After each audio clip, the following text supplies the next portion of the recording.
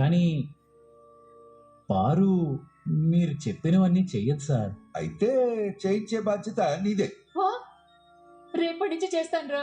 రేపటి నుంచి కాదు, ఈ క్షణమే శిక్ష అమలు. ఈ క్షణం అంటే కష్టం అండి. అంత కష్టమేం లేదు పారు. ఇదిగో వీళ్ళంతా కూడా నీ గెటప్ కోసమే వెయిటింగ్. మై డియర్ ఆడియన్స్, నా కోరిక మీ కోరిక మేరకు మా ప్రేమైన పారు గారిని సరికొత్త పారిజాతంగా మార్చబోతున్నాం. Are you ready? I'm not ready. అవుతావు పారిజాతం. ఎలా? ఇదిగో ఇలా.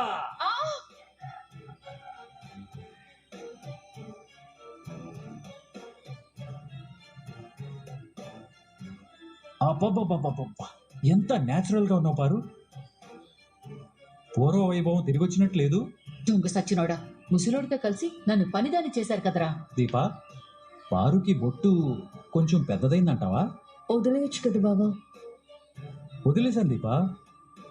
4 రోజుల పాటు పారు హాయిగా స్వేచ్ఛగా ఇంటి పనులు చేసుకుంటూ మొక్కలకి నీళ్లు పట్టుకుంటూ కొత్తగా రిలీజ్ అయిన సీరియల్ పాటలు వింటూ ఎంజాయ్ చేయొచ్చు.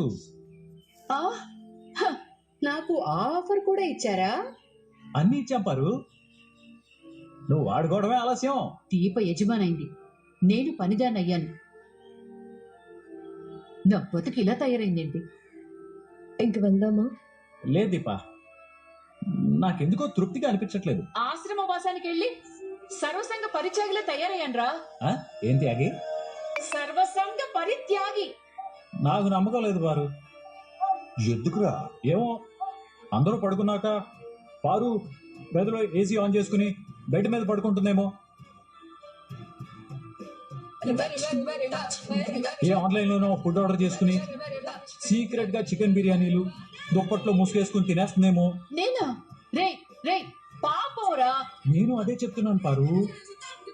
సర్వసంగ పరిత్యాగి గదెందుకు, బెడ్ ఎందుకు, ఏసీ ఎందుకు?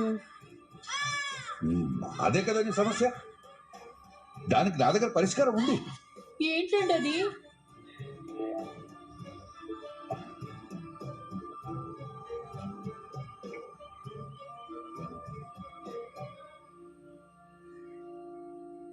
ఏదో గవర్నమెంట్ వాళ్ళు సీలేసినట్టు నా గదికి సీలేస్తారేంటండి? గడువు పూర్తయిన తర్వాతనే గది తెరవబడుతుంది. అంతవరకు ఇంత పెద్ద ఇంట్లో నీకు పడుకోవడానికి చోటే దొరకదా? ఏం కార్తీక్, ఇప్పుడు హ్యాపీనా? మీరు దేవుడు సార్. దీపం తీసుకొని బయలుదేరు. ఇంటి దగ్గర మీ అమ్మ మీకోసం ఎదురు చూస్తూ ఉంటుంది. అలాగే సార్. బాయ్ పారు, గెటప్ అదిరింది. Enjoy enjoy. రే కార్తీక్,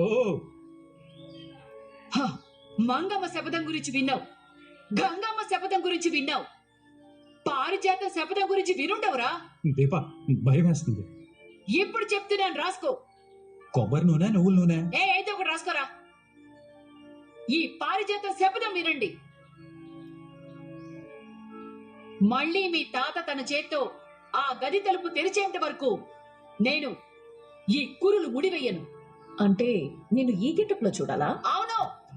అప్పుడు పనిష్మెంట్ నీకు కాదు, మాకు. అయినా పర్వాలేదు. ఇప్పటికీ ఈ అవతారంలో పని మనిషిలా ఉన్నా. ఇంకా జుట్టు కూడా విరబోసుకొని తిరిగావంటే నీకేదో గాలి సోకిందని భూత వైద్యుడిని పిలిపిస్తారు. ఊరుకోండి పెద్ద మేడం గారు. భూతాలకే వైద్యం చేసేంత తమ్ము భూత వైద్యుడికి ఉందంటారా? నన్ను రెచ్చగొట్టుకో. ముందు ఆ జుట్టు ముడేసి చూడక చూస్తున్నా. ఏం చేసినా పెంట తెచ్చి నెత్తి మీద వేసుకున్నట్టే ఉంది. బాయ్ పెద్ద మేడం గారు, రేపు ఆఫీస్లో కలుద్దాం. వస్తేనే కదా కలవడానికి. వస్తారులే మేడం, తప్పకుండా వస్తారు. నువ్వేం చేస్తావో నాకు తెలుసు కదా. నన్నే గతంలోకి తీసుకెళ్లిపోయిన నువ్వు దాన్ని భవిష్యత్తులోకి తీసుకెళ్లిపోలేవా? పోతావు, తీసుకెళ్లిపోతావు. పోతాలే గాని ఆ జుట్టు ముడేసుకో. సడన్ గా ఎవడని చూస్తే వాడు పోతాడు. నువ్వు పదేపా. బాయ్ పారు డార్లింగ్. ఈ మూమెంట్ ని ఎంజాయ్ చేయి. ఉంటాను మరి. Bye bye. ఏంట్రా ఎంజాయ్ చేసేది? ఒరే కార్తీక్, నా బ్రతుకుని కుప్పతోటి చెప్పినట్టు చేసావు కదరా. మళ్ళీ పారిజాతం పని మనిషి అయిపోయిందిరా. అయ్యో, ఈ కష్టం ఏ పగోడికి రాకూడదమ్మా. అంత కలిసి నన్ను ముంచేశారే. ఇప్పుడు ఏంటి నాకు దిక్కు? ఎప్పటి వరకు ఈ గడువు? నేల మీద పడుకోవాలా? దేవుడా,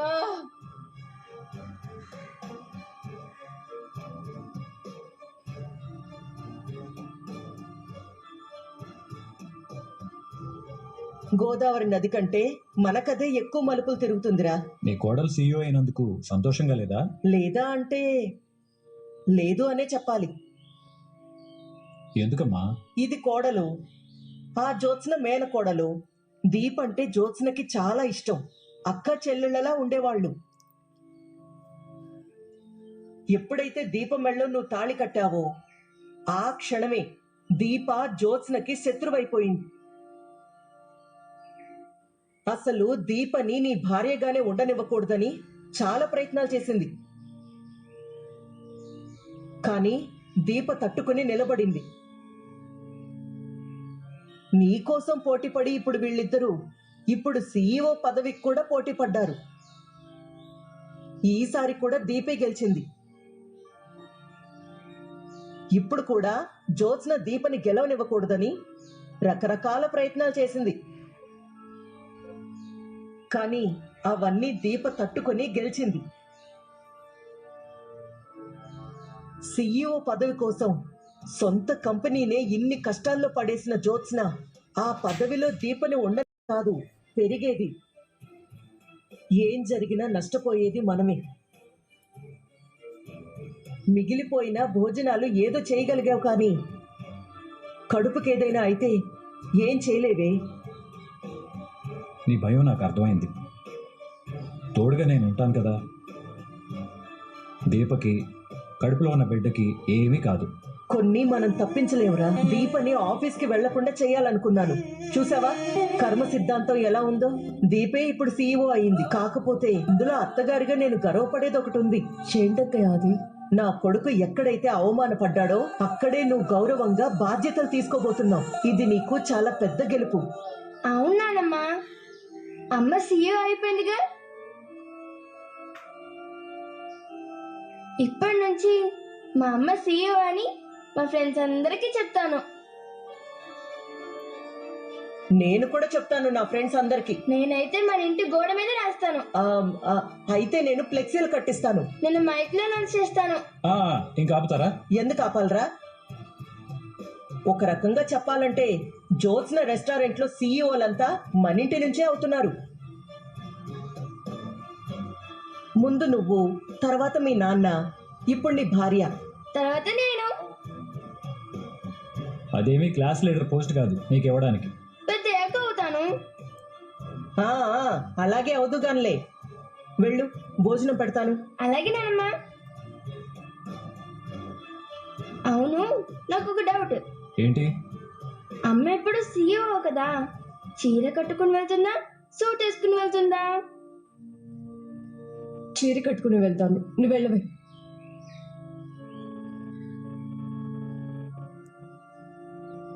కార్తీక్, ఏంటమ్మా? జ్యోత్స్న తప్పు చేసింది కదా, మరి మా వదిన ఏమనలేదా? అత్తకి చెప్పొద్దని పారు తాత కాళ్ళు పట్టుకుంది. అందుకే ఈ విషయాలేవి అత్తకి తెలియదు. తెలిస్తే మా వదినే ఊరుకోదులే. కానీ ఎంతైనా తెలియకుండా ఎన్నాళ్ళని మాత్రం దాస్తారు? మీ ప్రవర్తన చూసైనా అనుమానం రాదా? అనుమానం వచ్చిందంటే మా అన్నయ్యని నాన్నని ఖచ్చితంగా అడుగుతుంది మా వదిన. అదే నిజం, కానీ తెలిసే అవకాశం లేదులే.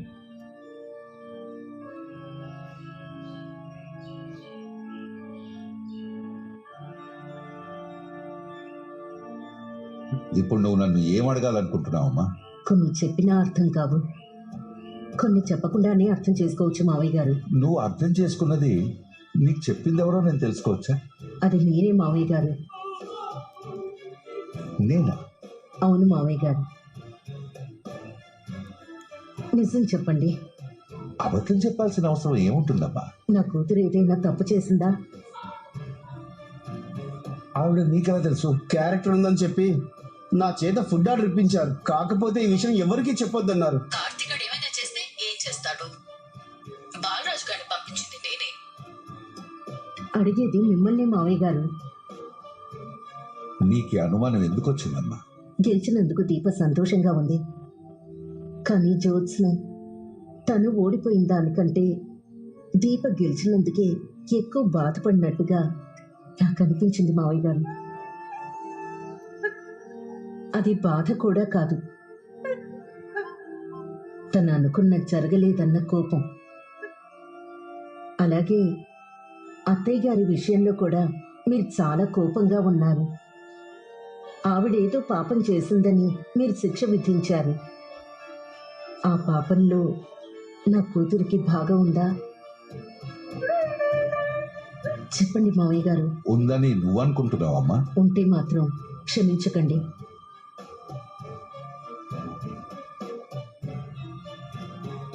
నీ కూతుర్ని సరిచేసే బాధ్యత నాదేనా? అంటే నా కూతురు తప్పు చేసిందని నాకు అర్థమైంది మావయ్య గారు.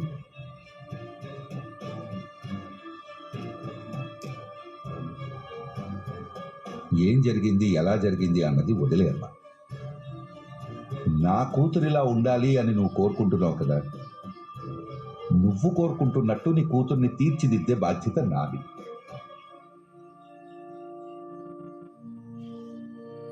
నీ ఆరోగ్యం ఇప్పుడిప్పుడే నయం అవుతుంది, ప్రశాంతంగా ఉండమ్మా. అధికారం అనేది ఒక ఆట, పదవి అనేది ఒక పందెం. పందెంలో నీ కూతురు గెలవకపోవచ్చు, కానీ ఆటలో నీ కూతుర్ని నేను గెలిపిస్తాను. వద్దు మావయ్య గారు, ఎవరూ గెలిపించద్దు. అలా గెలిపిస్తే గెలుపు విలువ దానికి తెలియదు. దాన్నే ఆడనివ్వండి, దాని గెలుపు దాన్నే గెలవనివ్వండి.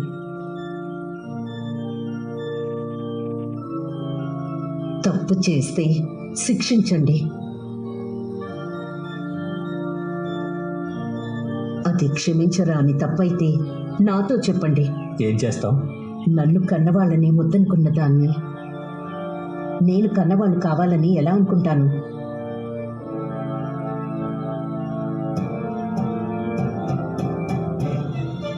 తప్పు చేసిన మనిషి తండ్రిగా ఉన్నా కూతురుగా ఉన్నా నిర్ణయాలు కఠినంగానే తీసుకోవాలండి. అంటే నేను తప్పు చేశానని తెలిస్తే వీళ్ళు నన్ను ఇంట్లో ఉండనివ్వరు. జ్యోత్స్న బాధ్యత నాన్న చూసుకుంటా అన్నాడు కదా. ఆఫీస్ వ్యవహారాలకి ఇంటి వ్యవహారాలకి నీ మనసుని దూరంగా ఉంచు సుమిత్ర. జ్యోత్స్న నీ అసలు కూతురు కాదని తెలిసే రోజు దగ్గరలోనే ఉంది సుమిత్ర. ఆ నిజం నేనే నీకు చెప్తాను. నేను తప్పు చేశానని, అందుకే పోటీలో ఓడిపోయాను అని తాత మాటల్లో మమ్మీకి అర్థమైనట్టుంది. ఇంకా నేను ఏం చెప్తే మాత్రం మమ్మీ నా మాట నిజమని నమ్మగలుగుతుంది.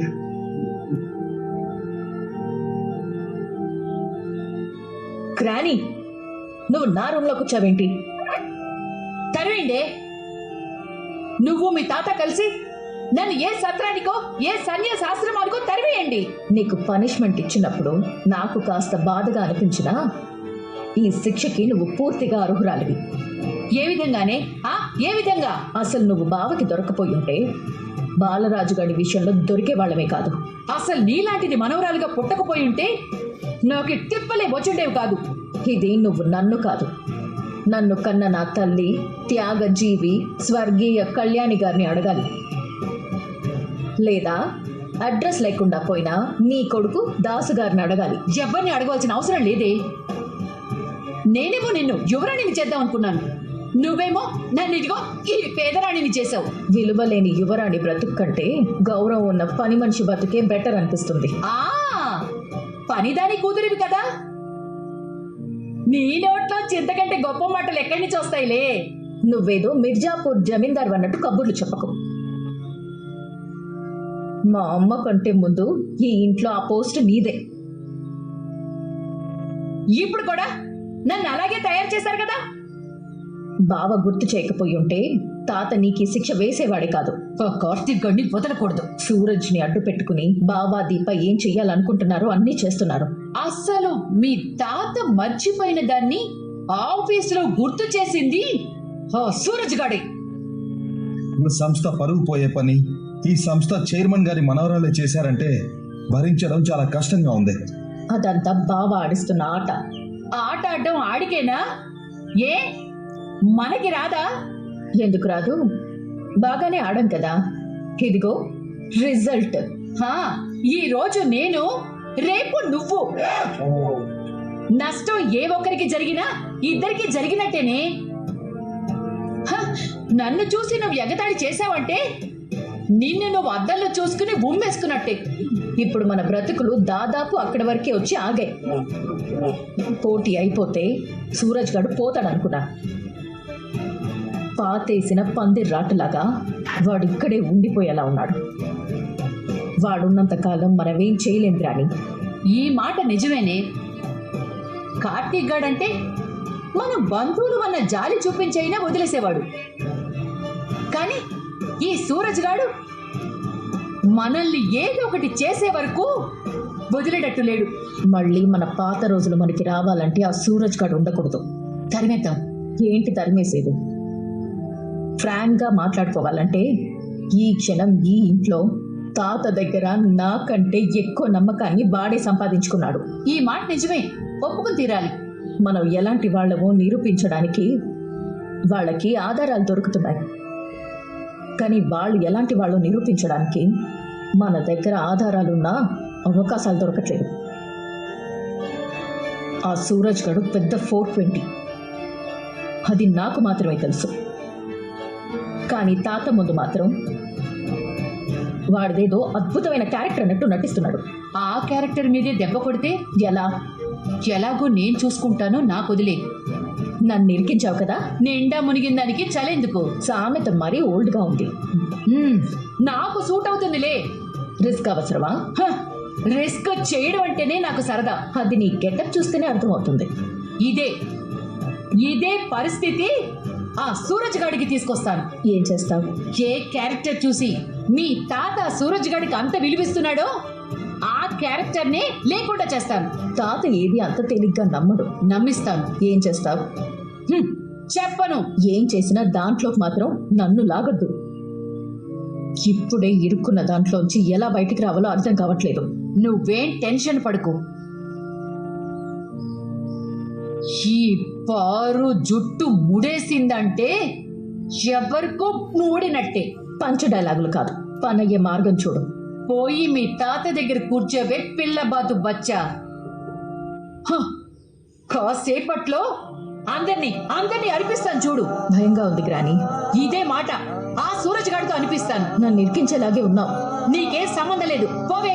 ఏం చేయాలనుకుంటున్నావో చెప్పు గ్రాని. సూరజ్ గాడు ఉంటే మన కాళ్ళకు అడ్డం. వాడిని తరిమేయడానికి నా దగ్గర ఒక బ్రహ్మాస్త్రం ఉంది.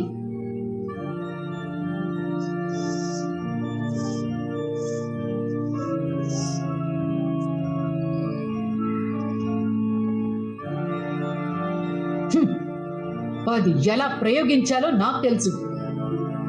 నువ్విక్కడే ఉండు. మరి కాసేపట్లో సూరజ్ గాడి పరువు ఇంటి వాకిట్లోనే తీసి శివనారాయణ గారి చేత గేట్ బయటికి గెంటించే బాధ్యత నాది. గ్రాని ఏం చేయబోతుంది? దీపా ఏంటత్తయ్య? ఈ టైంలో వంటగదిలో ఏం చేస్తున్నావు? ఉదయం స్వీట్ చేసి అందరికీ పెడదామనుకున్నాను. పొద్దునే లేవాలి, సౌరిని రెడీ చేసి స్కూల్కి పంపాలి, మేం రెడీ అయ్యి ఆఫీస్కి వెళ్ళాలి. అందులోనూ దీప సీఈఓ అయిన తర్వాత వెళుతున్న ఫస్ట్ డే కాబట్టి కాస్త ఎర్లీగానే వెళ్ళాలి. అందుకే ఇప్పుడే స్వీట్ రెడీ చేశాను అత్తయ్య, తీసుకొస్తానండి. వద్దులే దీపా, నేను చేసిన స్వీటు మీరు తినకపోతే ఎలా? తినండి.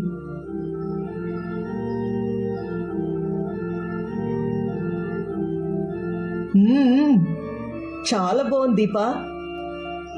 బావ తీసుకో.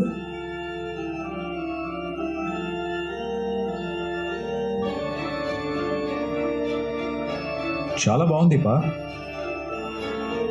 నువ్వు గెలవడానికి ముఖ్య కారణమైన సూరజ్ బ్రదర్కి ఈ స్వీట్స్ ఏదైనా బాక్స్లో పెట్టు, ఇద్దాం. అలాగే బావా. ఇంతకీ నన్నెందుకు పిలిచావు?